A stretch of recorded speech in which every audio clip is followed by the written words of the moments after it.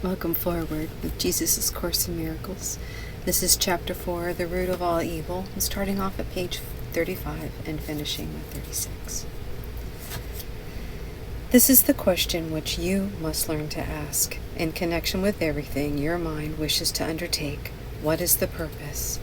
Whatever it is, you cannot doubt that it will channelize your efforts automatically. When you make a decision of purpose, then you have made a decision about your future effort, a decision which will remain in effect unless you change the decision. Psychologists are in a good position to realize that the ego is capable of making and accepting as real some very distorted associations. The confusion of sex with aggression and the resulting behavior, which is perceived as the same for both, serves as an example. This is understandable to the psychologist and does not produce surprise. The lack of surprise, however, is not a sign of understanding. It is a symptom of the psychologist's ability to accept as reasonable a compromise which is clearly senseless, to attribute it to the mental illness of the patient rather than his own, and to limit his questions about both the patient and himself to the trivial. Such relatively minor confusions of the ego are not among its more profound misassociations, although they do reflect them. Your egos have been blocked, the more important question which minds should ask.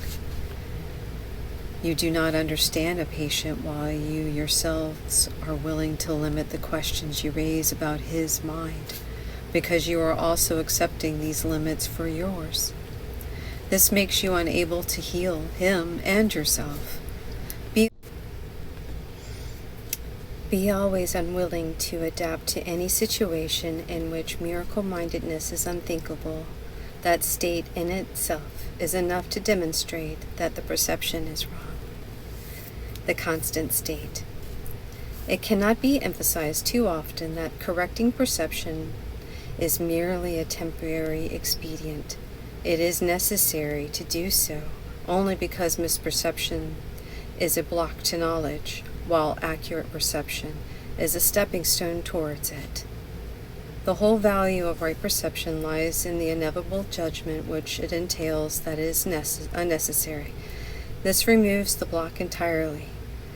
You may ask how this is possible as long as you appear to be living in this world, and since this is a sensible question, it has a sensible answer. You must be careful, however, that you really understand the question. What is the you who are living in this world? Immortality is a constant state. It is as true now as it ever was or will be, because it implies no change at all. It is not a continuum, nor is it understood by being compared to an opposite. Knowledge never involves comparisons. That is its essential difference from everything else the mind can grasp. A little knowledge is not dangerous except to the ego. Vaguely it senses threat, and being unable to realize that a little knowledge is a meaningless phrase, since all and a little in that context are the same. The ego decides that since all is impossible, the fear does not lie there. A little, however, is a scarcity concept, and this the ego understands well. A little, then, is perceived as a real threat. The essential thing to remember is that the ego does not recognize the real source of its perceived threat, and if you associate yourself with the ego, you do not perceive the whole situation as it is. Only your allegiance to it gives the ego any power over you. We have spoken of the ego as if it were a separate thing acting on its own. This was necessary to persuade you that you cannot dismiss it lightly and must realize how much of your thinking is ego-directed. We cannot safely let it go at that, however, or you will regard yourself yourselves as necessarily conflicted as long as you are here, and more properly, as long as you believe that you are here. The ego is nothing more than a part of your belief about yourself. Your other life has continued without interruption, and has been and always will be totally unaffected by your attempts to disassociate. The ratio of repression and disassociation varies with individual ego illusion, but disassociation is always involved, or you would not believe that you are here. And learning to escape from the illusions you have made your great debt to each other is something you must never forget. It is exactly the same debt that you owe me. Whenever you react egotistically towards each other, you are throwing away the graciousness of your indebtedness and the holy perception it would produce. The term holy can be used here because you learn how much you are indebted in the whole sonship, which includes me. You come as close to knowledge as perception ever can.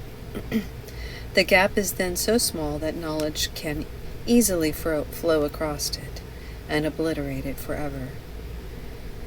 You have very little trust in me as yet, but it will increase as you turn more and more often to me instead of your egos for guidance. The result will convince you increasingly that your choice in turning to me is the only sane one you can make. No one who has learned from experience that one choice brings peace and joy, while another brings chaos and disaster, needs much conditioning. The ego cannot withstand the conditioning process because the process itself demonstrates that there is another way. Conditioning by rewards has always been more effective than conditioning by pain, because pain is an ego illusion and can never induce more than a temporary effect. The rewards of God, however, are immediately recognized as eternal. Since this recognition is made by you and not the ego, the recognition itself establishes that you and your ego cannot be identical.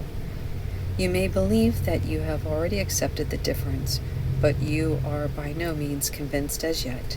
The very fact that you are preoccupied with the idea of escaping from the ego shows this. Thus ends page 36.